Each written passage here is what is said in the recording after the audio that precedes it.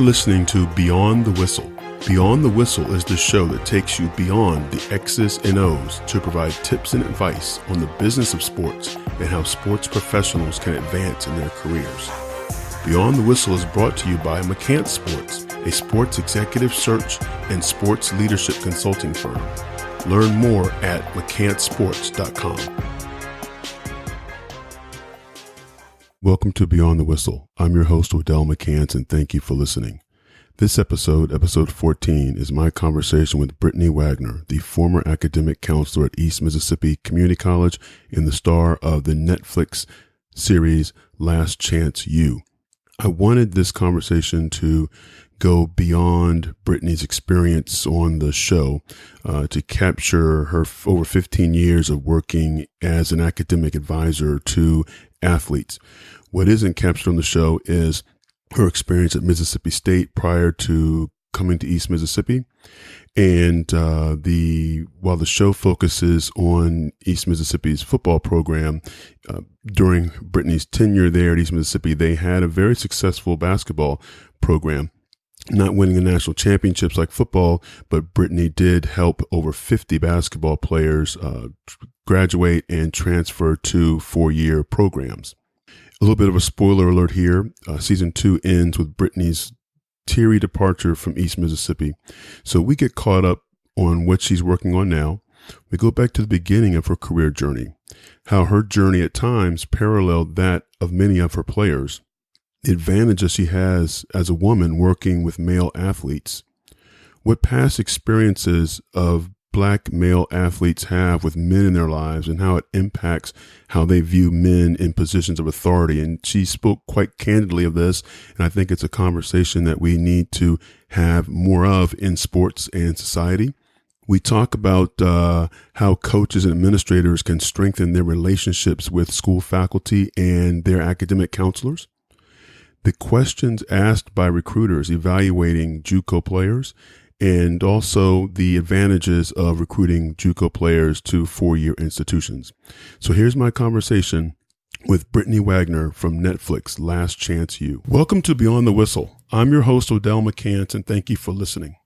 I have a confession to make. I recently became perhaps the last person to subscribe to Netflix. I was a subscriber of Netflix way back in the day when they sent you the movie DVDs in the mail, and that was a long time ago. When I finally did subscribe to Netflix, the very first show I searched for and watched was one that I'd heard so much about, Last Chance U. Last Chance U is a Netflix docuseries following the East Mississippi Community College football program. And East Mississippi is one of the most successful JUCO football programs in the country with 4 national championships in the last 7 years. The program has been built around a landing place for transfer players dismissed from Power 5 programs, whether it be because of academics or disciplinary reasons.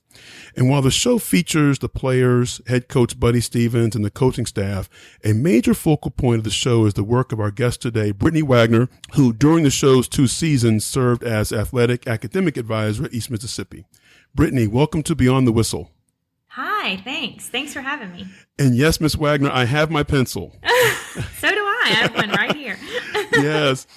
And I say that because, Brittany, it became one of the memorable lines of the show. You asking players heading to class or an exam, where's your pencil? And it's also reflective in the name of your latest venture, 10,000 Pencils. So can you get us caught up on what you've been up to since the last season of Last Chance U?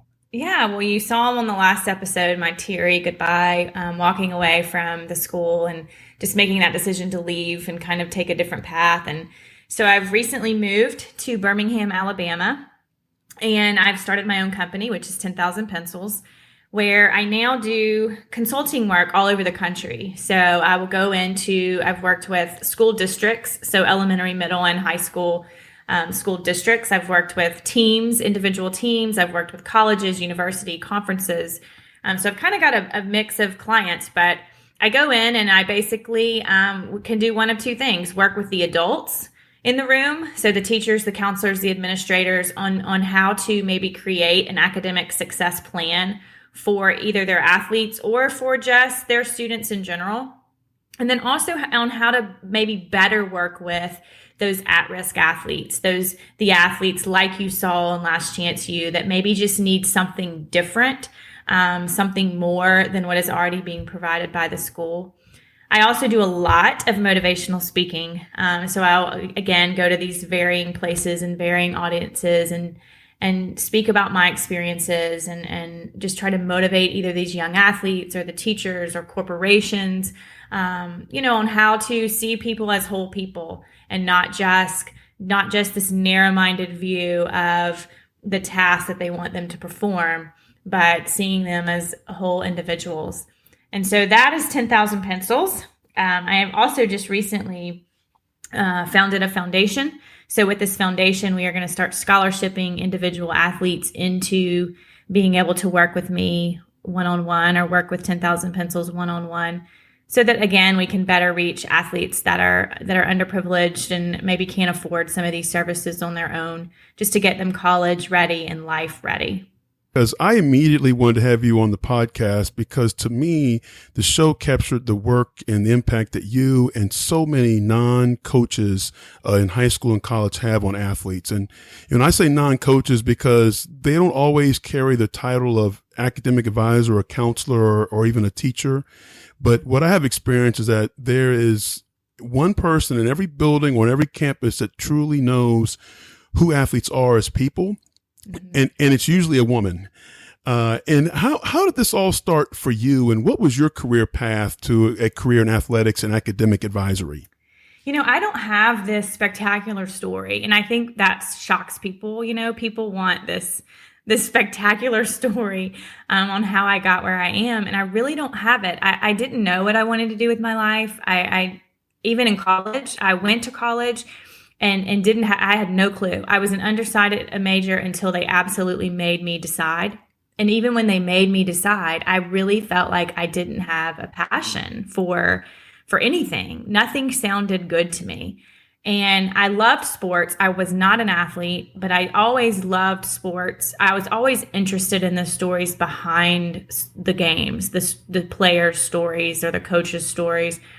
And so I honestly flipped through the catalog at Mississippi State University, and I honestly found I started, instead of looking at the names of majors, I started looking at the classes I would have to take and seeing like what appealed to me. And then I also hated math. And so another thing that was important to me was finding the major with the least amount of math. And I chose sport communication because the classes appealed to me and there was only statistics involved in it. So I thought, okay, well, this will work. I wanted to be a sports journalist, and that was at a time when women weren't really welcome in that field. So I was majoring in that, kind of knowing that I very possibly could not get a job when I graduated. And then I went to grad school, and I was majoring in sport administration for my graduate degree, and I needed my degree paid for. I didn't want to have student debt. My parents weren't going to pay for my master's. And so I went to the athletic director. I had been a student worker in the athletic department my whole undergrad.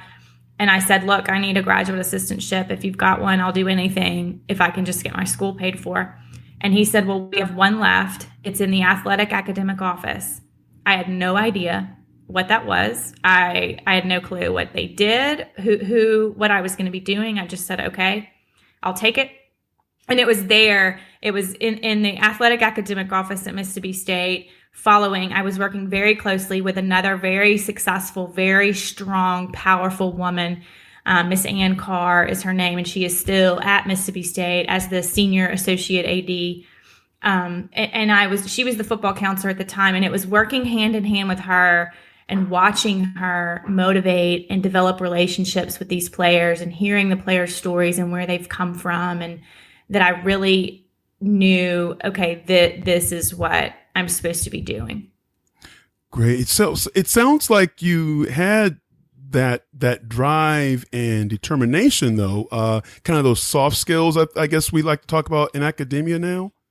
Yeah, I did. And, I do have memories at a very young age of being concerned with other people, in my class. I mean, I have memories as early as the fourth grade of a guy that sat behind me named Henry Whitehead, and Henry was always in trouble, and he never had his homework, and he never had a pencil, and And I remember very vividly being very concerned, and more concerned than he was.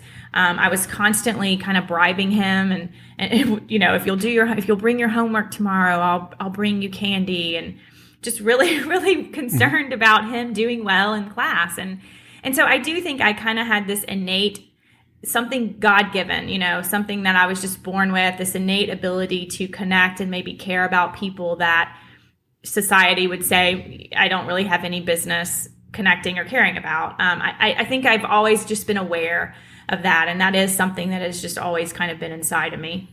Yeah, Brittany, kind of along those lines, when you look at JUCO sports, it's less of a last chance, although I know for some it is their last chance, but more of a second chance. Right. And having said that, as athletes, no one wants to be there. Out of high school, you either didn't qualify academically, or you were lightly recruited, or not even recruited at all. And for transfers, many have played on a college game's biggest stages with all the privileges that go with that. But now you find yourself in Scuba, Mississippi. And how do you, as an academic counselor, go about building a relationship with someone who doesn't even want to be there? I think that was key. And I think interestingly enough, if I'm being honest, there were a lot of days where I didn't want to be there. I felt like we were kind of in the same boat. Like, here I had come from an SEC. I ended up working at my alma mater. So I was in the SEC. I was a counselor at Mississippi State University for 4 years, working with football and men's basketball, and feeling like, okay, like I'm in the SEC and I'm young and I'm just going to work my way up. And then, I've made it. And then all of a sudden I get this call and I find myself in Scuba, Mississippi, starting from nothing, and building a program from the ground up, with players that, like you just said, it's a totally different mentality from the guys I was working with in the SEC. And I think in some ways we were very similar. I was there to build a program, and at first, I think at East Mississippi, I was waiting on the phone call. I was waiting to get recruited, and it just kept never happening. And so I felt myself really connecting to the athletes in that way, of they were waiting for the same thing that I was waiting for. I think the key, though, to really building the relationships with those guys is I was human too, but meeting them where they were. I think a lot of times in the academic world, we have this expectation of everyone coming into the classroom or coming into the team meeting room, acting the way that we want them to act, and having the skills that we expect them to have. And then when your expectations aren't met, that you get frustrated and you get disappointed and you get, you start to get angry. And so I just eliminated the expectation.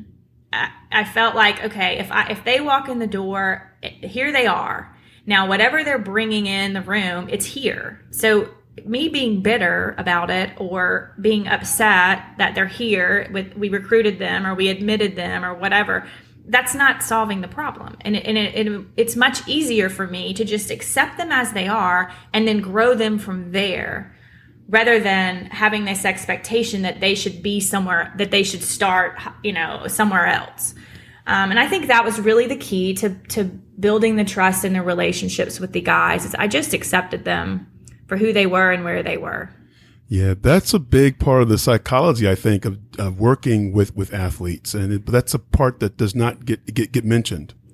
No, correct. And I think there's a lot of, I think this is probably going to sound terrible, but I think there's a lot of people working in education and in athletics who really don't want to earn their paycheck. They just want to take the easy way out, and they want to coach a winning team, but they don't want to do the real work to get to that point. They just want it kind of handed to them. And I think to be a successful coach and to be a successful administrator or a successful teacher, you really have to put in the work behind the scenes. I'm not going to motivate players to do something that they really don't want to do if I'm just nagging and constantly just throwing a to-do list in their face. They don't see the benefit of it, and it's like a coach expecting a basketball player to go shoot 100 free throws a day. Well, what's the benefit? Like, why am I doing that? And I think there's a lot of coaches and administrators and even counselors and teachers out there who just want people to, they just want people to complete the items on the to-do list, but they're not really teaching them why or how to create their own to-do list. And I think that's when you build winning programs and you really make a difference in people's lives, is when you teach them why they're doing what they're doing and then how to do it on their own. And do you agree that that's even more important in this generation? You know, I grew up in a time when you did what you were told to do by coach or by teacher, by mom or dad. But now I think with so much information at their fingertips, this generation, millennials or whatever comes behind millennials, aren't so quick to just do whatever you tell them to. And they need to understand that why, because they can look up some of this information as well. Right. You know, it's so interesting to me nowadays with Google and just social media. You know, you can sit, when I was in school, a teacher could sit in a classroom and talk about a concept. And if you didn't, you know, if they asked a question and no one knew the answer, you weren't getting it. You weren't getting the answer without going to the library and looking up the card catalog and finding somewhere to read it. And nowadays you walk in a classroom and the teacher can put the topic of the lesson on the board, and then within 10 minutes, students can Google and read all they need to read about that topic before the teachers ever even open their mouth. There's just unlimited resources. And I think that's good. I think that if we would embrace that and teach and embrace the fact that students have these resources at their fingertips, and to be resourceful and to answer your own questions and to do your own research is certainly a positive thing. But like you said, there's also, I think these students are losing their social skills. You know, like when we were young, you looked an adult in the eye and you, yes, ma'am, and you did what they said to do. And sometimes you didn't really know why you were doing it, but you did it because you were told to do it. And now there's so much information out there that I feel like, you know, that if they don't understand, if they don't agree with you, then they're not doing it. Or if they've read something differently, then, you know, they don't care what you said.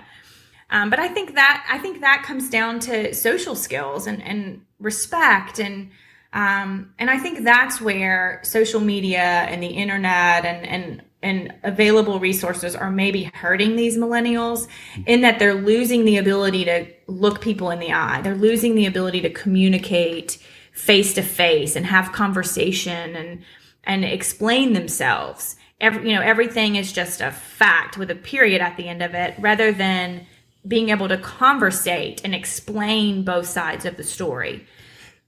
And I think almost every guy showing in your office had earbuds in their ear or around their neck or something.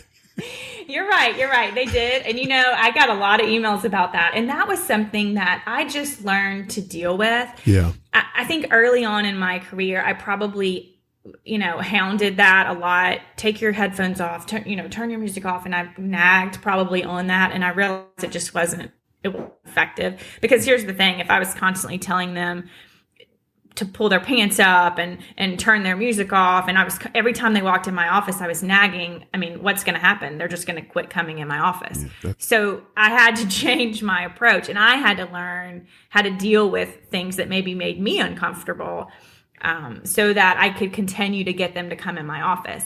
And what I found out, though, was a lot of times, yes, the earbuds were in their ears, but there was nothing being played through them. You know, they were just in there. And so, you know, you're nagging on something that isn't really even existing. You know, I learned too that even in those moments where maybe they were pretending not to listen, and maybe there was some music going on, or they were looking down on their phones and they were pretending not to listen, they were listening. And the thing, you know, it would come back later. In that moment, I would think they're not hearing a word I say. And then 24 hours later, 2 days later, you know, Ollie would come back in my office and reference that very thing that I thought he had not heard. And so I had to learn that I just have to go with what I know to do, and trust that it's sinking in at some level. It sounds a lot like parenting. Yes. I go through the same thing with my daughter on a daily basis. Yes. Yeah, Brittany, what advantages do you think you have being a woman working with male athletes that perhaps male coaches may not have? I think that's a huge advantage. Again, early on in my career, I was told by a coach in a meeting full of men that they should have hired a man in my position because I was too emotional. And I took that as an insult. I took it personally, and I would find myself walking in these meetings and trying to act like a man because I had been told that and I believed it, that I was too emotional and then I realized that I was so much more effective as a female and as just owning the fact that I was a female and I am emotional and I do take it personally because it matters to me. I'm passionate about it and it matters to me and there's nothing wrong with that. That I was so much more effective in that space than trying to be, one of the guys in the room. I think with college athletes, especially African-American males, most of them have had not very positive experiences with men in their life. Mm-hmm. They either don't have a father figure around and that man has disappointed them. Men in their life have seemed to disappointed them. And I think the women in their life, whether it's a mom, an aunt, a sister, are the ones that have kind of kept them grounded and kept them focused. And so I think automatically, whether it's right, wrong, indifferent, automatically they take to that female, they trust that female more than the man right off the bat. Then I think women just have this innate ability to care. I think especially when you're dealing with coaches, when a coach has an agenda, when coach has an agenda to win and that's their focus, I think they lose the focus of caring about the whole athlete. And when that female, whoever she may be, is there caring about those athletes as people and not, they're supporting the athletic ability, but it's not the basis of their love or their care. That plays out in such an amazing way when developing trust and relationships. And I think in a lot of ways, women are initially better at that than men. Yeah, when I first got in the agent business, an NBA executive who's become a great mentor of mine really taught me about that in the psychology of dealing, as part of the psychology of dealing with athletes, and that so many of them have been raised, as you said, by mom, grandma, a sister, an aunt, had a teacher or a counselor that really impacted their lives. And looking at it from a male perspective, have had the negative experiences with men, and particularly an African-American young man looking at an African-American man. You represent the father who walked out on us, the boyfriend who may be abusive to my mom, even perhaps the rival gang or member or something on the corner or a rival, a personal rival.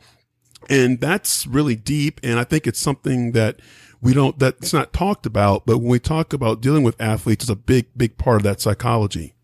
I agree. I do. And I think too, white men, for some African-American men have been the people that have put them down or not given them opportunity or, and I think that's a problem too. I don't think it's just, I think sometimes women are that way. Women sometimes are very competitive with other women. And we are very territorial and we want to be, the best dressed in the room or the prettiest in the room or the smartest in the room. And so when another woman walks in and takes that spot, we get very defensive and competitive. And I don't think, I think we all have that nature in us. But I have definitely seen that in my 15 or so years in college athletics. I have definitely picked up on and seen that to be true, that a lot of African-American young men, especially athletes, and I don't know why the athlete component of it is so, it seems like just within the athlete group, it's so much more relevant than maybe with just regular student body, but I'm not sure why that is, but I've definitely picked up on that and seen that. And I've thought about, who's going to be that first college program to hire a woman on their staff. Because I really feel like if you had a female, on that coaching staff, I wonder what dynamic that would change for these guys as well. Yeah, we may see it soon with the NBA and the hiring. I can't believe her name escapes me now on the San Antonio staff. We may see it because I tell you, if a woman can be wife and mother and sister and teacher and counselor, I don't see why she can't be coach. I agree, and even as I said it years ago.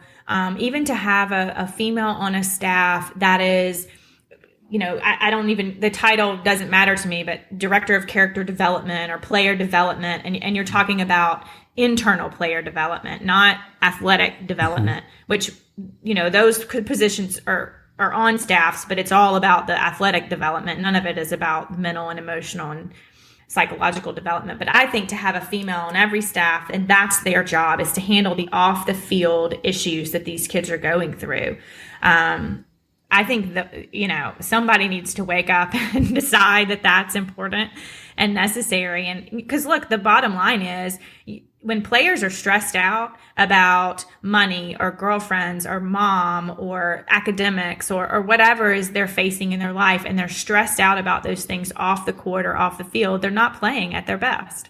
And in order to maximize their potential athletically, I think you have to really start paying attention to what's happening to them and what's going on in their lives off the field, because otherwise they're distracted and they're stressed and they're frustrated and they're not 100% focused on the game or the playbook or the, their workout. Their mind is elsewhere. Mm-hmm. And you have to teach them. I think it's our responsibility as the adults that we have to teach them how to deal with stress.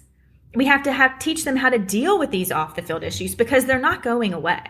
Mm-hmm. I'm 40 years old, I'm successful, and I have off the field issues. Yeah, we all do. Yes. There's stressors in my life, and I have to learn how to deal with them. And I think that's why you see so much drug test failing. Every day I feel like there's somebody's failed a drug test, or somebody's acted out and gotten arrested, or put something on social media. And I think that's why, is these kids don't know how to deal with the stresses in their life. And so they go smoke pot, or they go drink themselves to death, or they, act out and go fight, or they don't know how to deal with all these things. And we're not helping them. We're just expecting them to just deal with it. Well, when you don't have the skills to do that, you're turning to something else.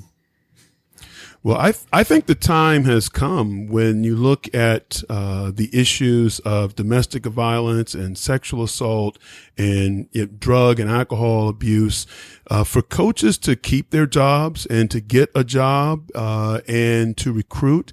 You're going to have to now do more than just give the lip service of, oh, we're going to mold your son to be a man.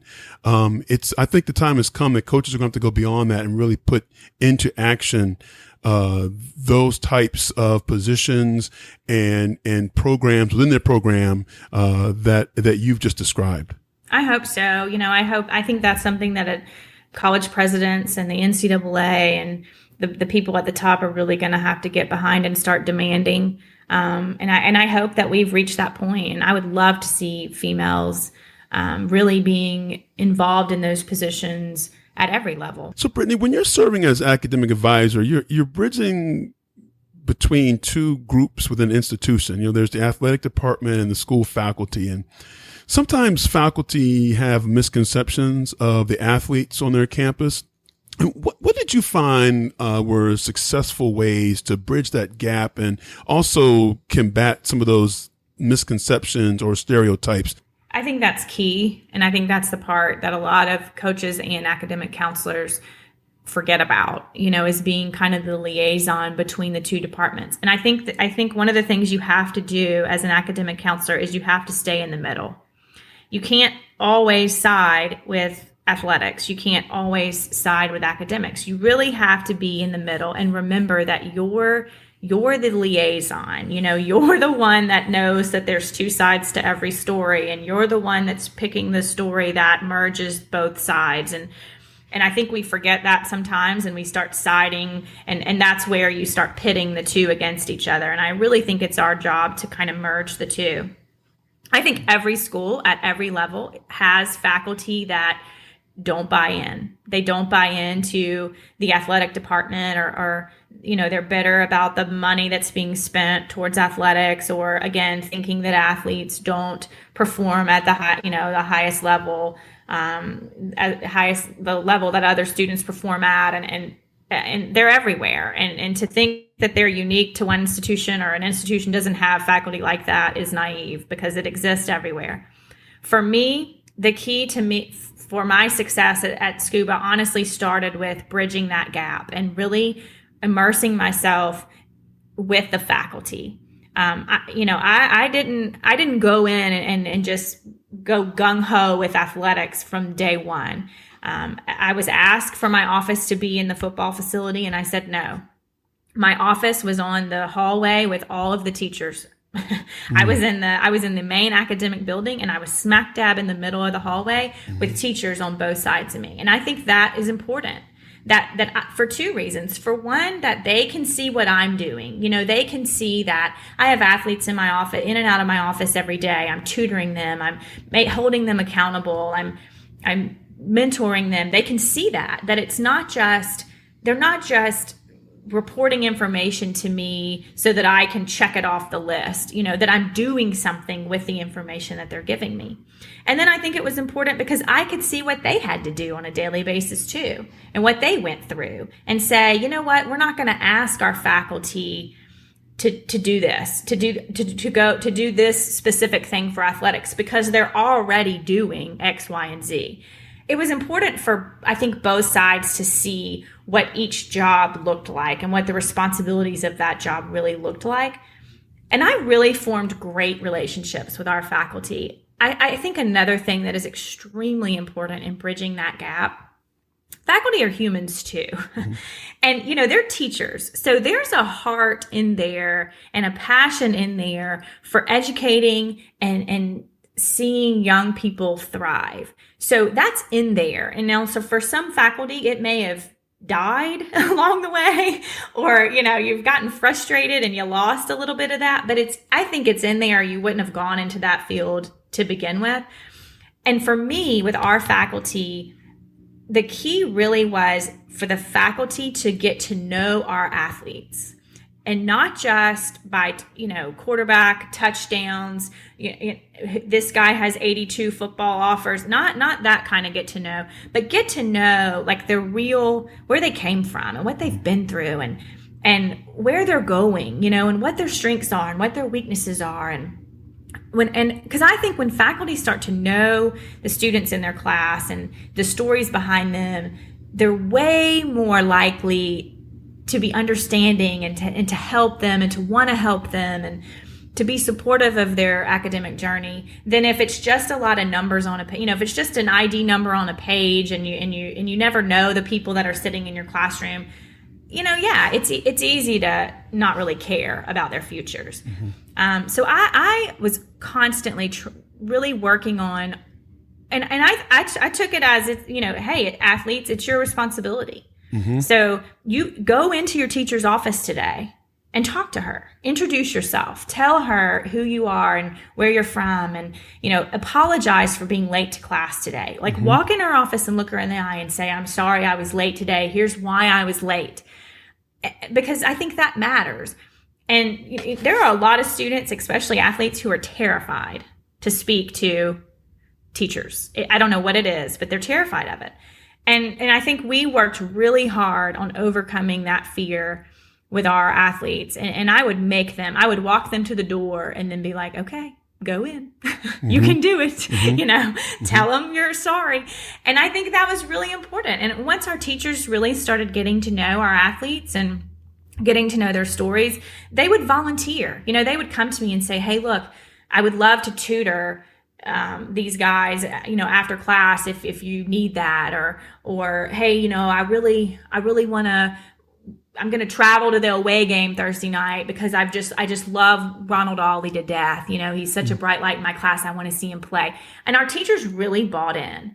And I think that was one of the key components to us having the success academically that we had, is that we just had the teacher buy-in. And it took a while. It wasn't there when I got there. It took me a while to build that up.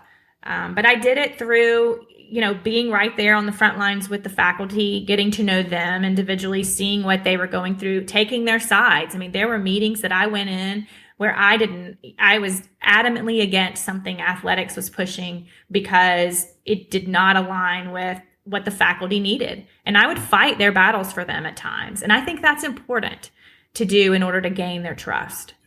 So along those lines, one of the criticisms that I have of the show is, and I know you can't fit everything into a production, but for me, there was not enough shown of your interactions with the coaching staff. And I think in season 2, there was some of you and Davern Williams. Is that how you pronounce? Davern. Davern, yes, yeah. Who I think is great. I want the listeners to know he was a defensive line coach, and he's now at Tennessee Chattanooga. And I think he genuinely cares. At least this is what came through on the show. Knows how to be demanding without being demeaning. Right. And one of my favorite scenes of the whole series is when he's disciplining Cam for his demeaning action towards the female team managers. And I think we need more of that from our coaches. I agree. Yeah. And, I always ask the question, would I want that coach teaching, mentoring my son? And he's a definite yes in my book, at least from what I saw on the show. And I'm looking forward to watching his career. Yeah. So back to, I guess, what I want to ask is, what do you believe helps create a positive working environment between a relationship between you and the coaching staff? Yeah, I think that's key, and it's tough. I've worked for a lot of coaches, and some have been great, some not so great. And I think that's a struggle because you kind of have two different goals. I feel like I'm very aware that coaches get paid to win. 9 times out of 10, a coach isn't going to get fired for not graduating players, but they're going to get fired for not winning games. And I am not going to get fired because we don't win. I'm going to get fired because I don't graduate players. So I think we have to be aware. Each side has to be aware of where we're coming from, and that, look, our paychecks are important to us. We all have, Coach Stevens had family mouths to feed. I have mouths to feed. I mean, it's important to us to be successful in our job, and our goals are kind of different. I think where we fail each other is accepting that and then saying, okay, so how can we align the two? Like, how can we, because ultimately, I think graduating players was important to Coach Stevens too. I just think he wasn't the best at communicating that or putting his actions, behind that. And that's because he was motivated by winning. And, that's what that was about. But I think what's important is that there's something established right from the beginning. I think, that a head coach and the academic counselor, that academic counselor should almost be treated like a member of that staff. And she or he should be included in what is going on with that program and that staff. I think there should be very consistent communication between the two. For me, there was not very much communication between me and Coach Stevens. I did communicate regularly with the assistant coaches, but I think it's very important for that person to feel included. And I think for coaches, they don't understand the small things that they could do to really help a counselor feel like they matter, because that's a thankless job.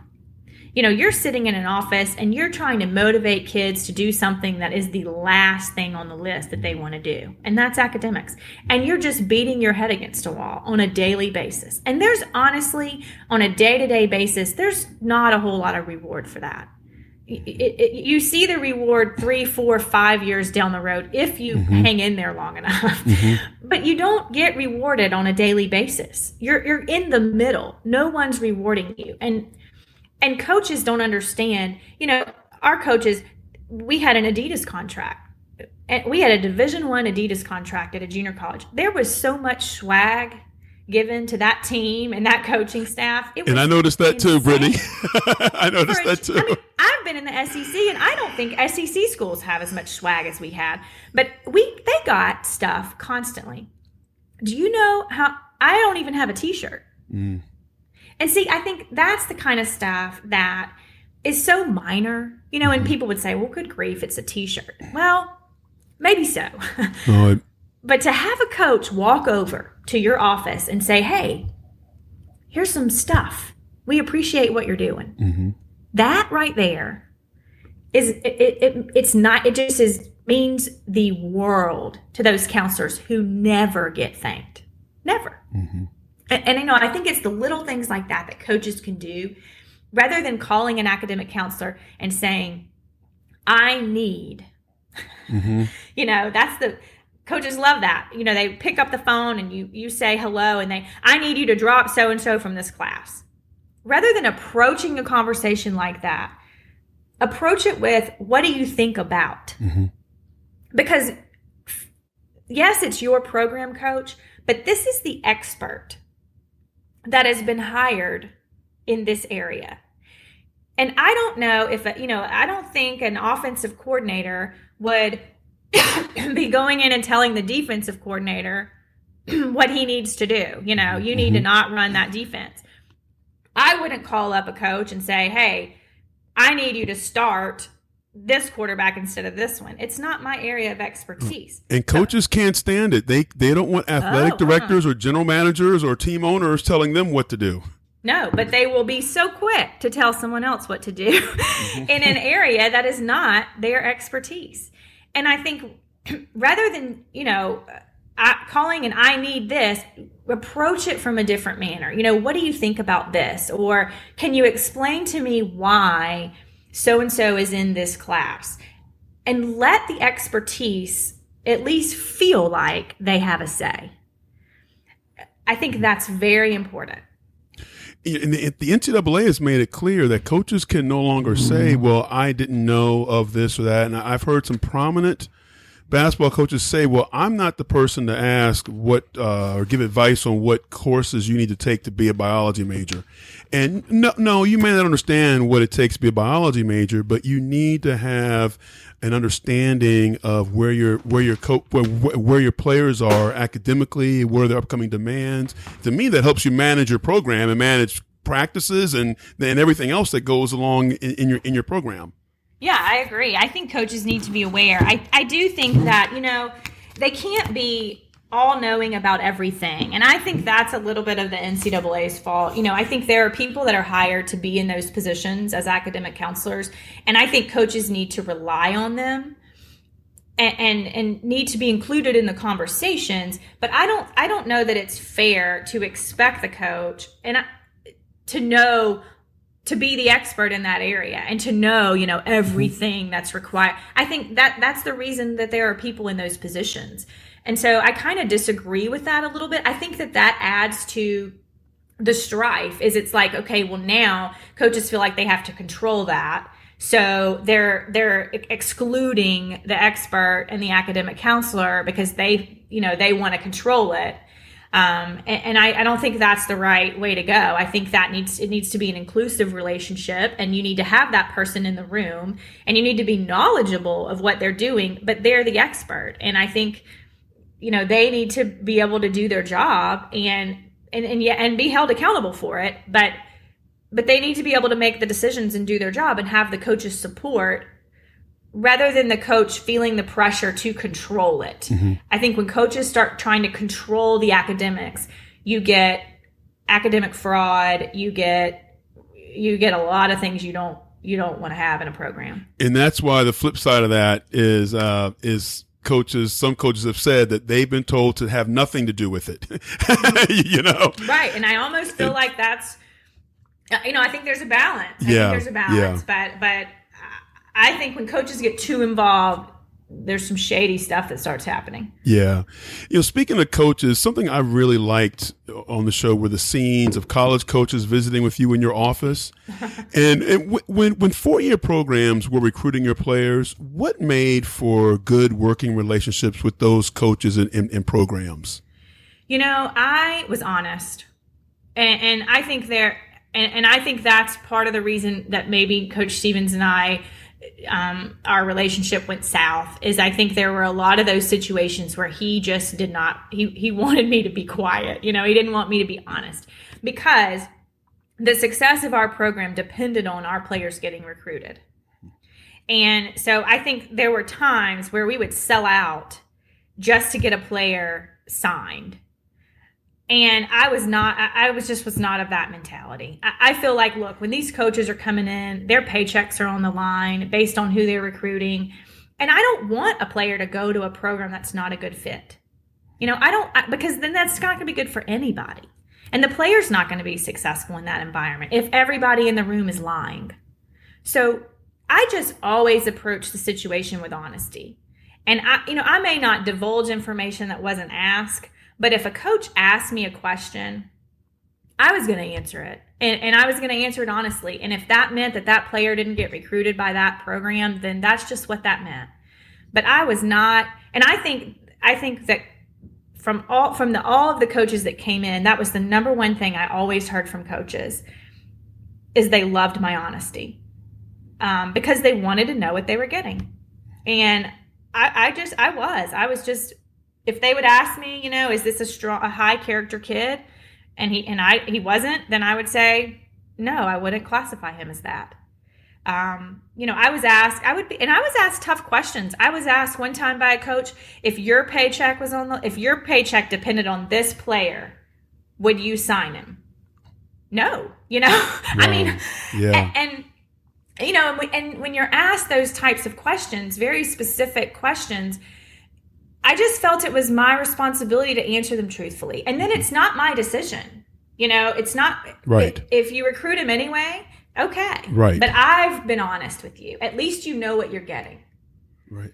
Boy, I wish athletes knew the questions and the probing that coaches and on the professional side that general managers and scouts ask. I really wish they knew. I've had clients tell me, you mean they really follow that? They follow that kind of stuff? And and that's about as bottom line question as you can get. Mm-hmm. And I would get asked, and I would tell the athletes now, I would tell them when I would be sitting down and talking with them, I would say, now, these are the things that coaches are going to ask me.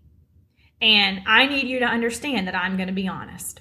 So if you show me, some things in your daily behavior, I have no choice but to answer the question truthfully.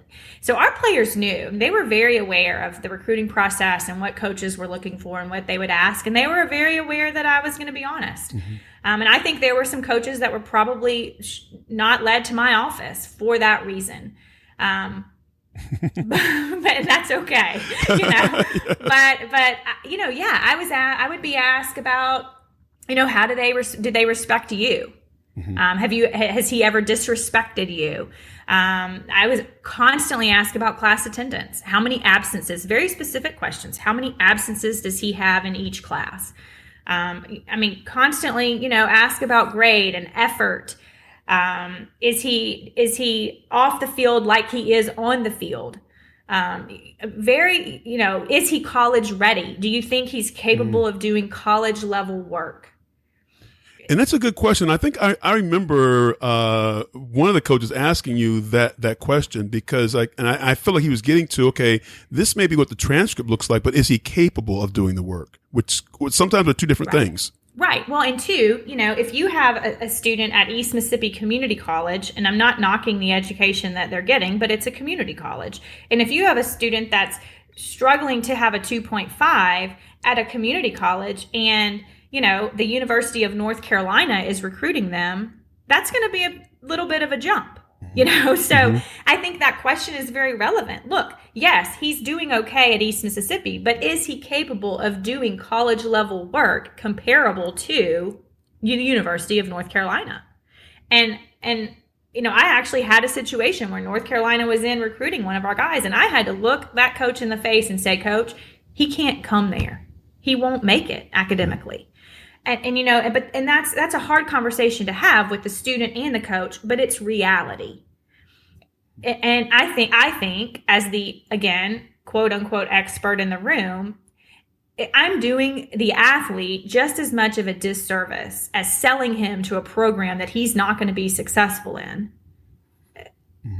As anybody, I mean, I feel like if I'm sitting here and I know his level of effort that he's going to put in, and I know his academic level where he's at, it's not fair for me to sell him to something that he's probably not going to be successful in. It's just not doing a benefit to the athlete. So some 4-year programs, as we all know, don't recruit JUCO players at all. And for the ones who do, what did you see from their end that made some programs successful in recruiting, but also retaining junior college players, and some may not do so well? Yeah, I think, I don't really understand why more programs don't recruit junior college athletes. I don't really understand. I mean, I get the argument. I don't really buy it. I don't really understand it. Having a player for 4 years, developing them for 4 years, maybe. But how about, you're taking a player if they've been at a good junior college program who's already developed, in a major way in both areas, the classroom and the court or the field. So I don't really understand that argument. I think people that aren't recruiting junior college athletes are doing themselves a disservice. I think the one thing that it does add to programs is it's automatic depth. I mean, you're getting a player that should be ready to go on the field immediately. And rather than you take a high school senior, you're developing them for 2 years. So now you've got, if you're not recruiting junior colleges, you've got a bunch of kids that are freshmen that are all sitting the bench. They're all your practice players, and they're not developed enough to play. Maybe 1 or 2 of them are, but as a whole, most of them are not. And when you recruit junior college athletes, if you're good recruiters, then you're recruiting kids that are ready to step on the field or the court today. I mean, they're there and they're ready, and you've got an automatic impact on your team. They also should automatically be leaders because they've already been in that college setting, in that college environment.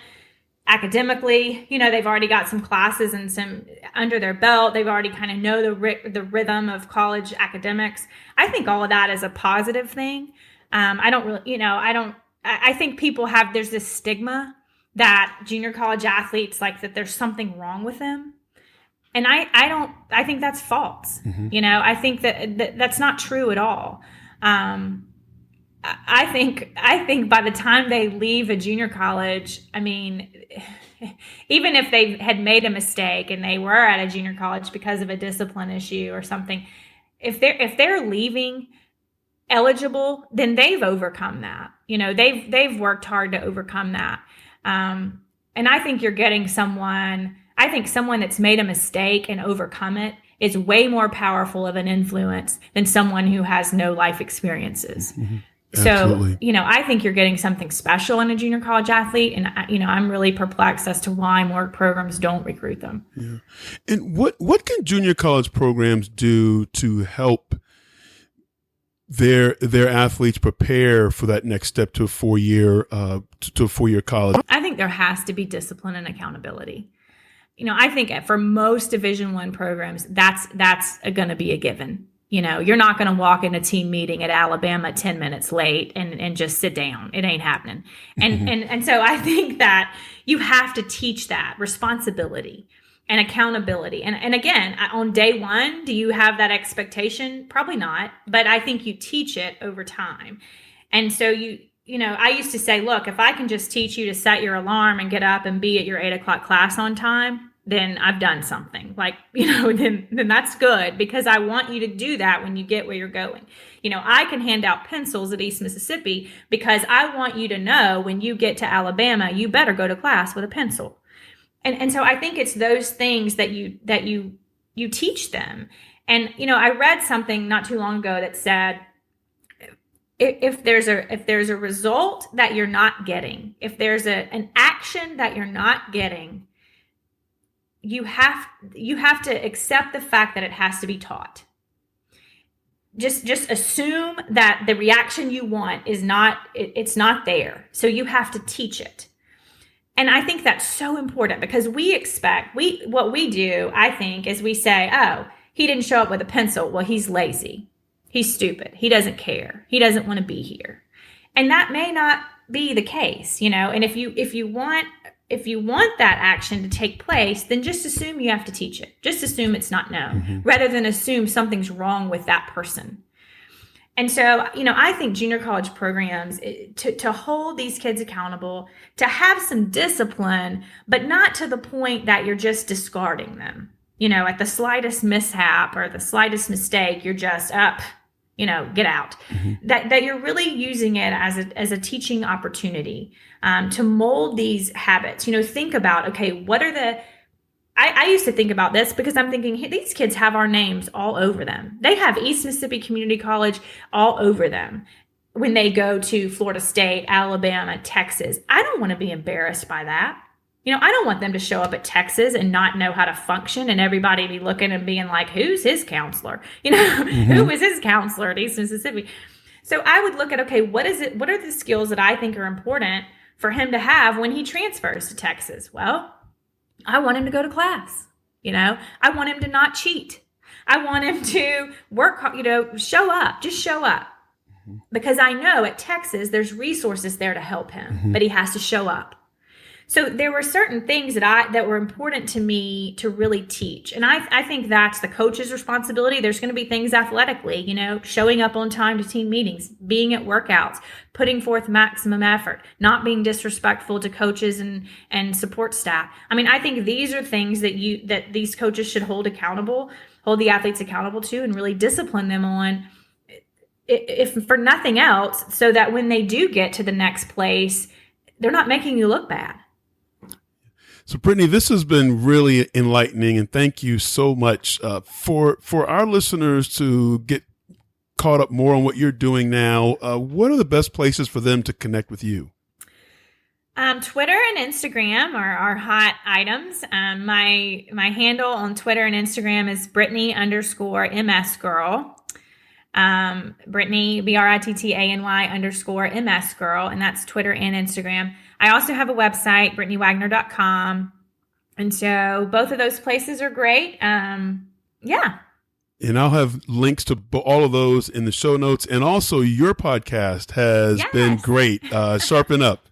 Yeah, Sharpen Up with Brittany Wagner. And you can get it on any outlet where you can download podcasts. Please subscribe, rate, review. Well, Brittany, thank you so much for your insights today. Best of luck in your endeavors, and thank you for being on Beyond the Whistle. Thank you so much for having me. It was fun.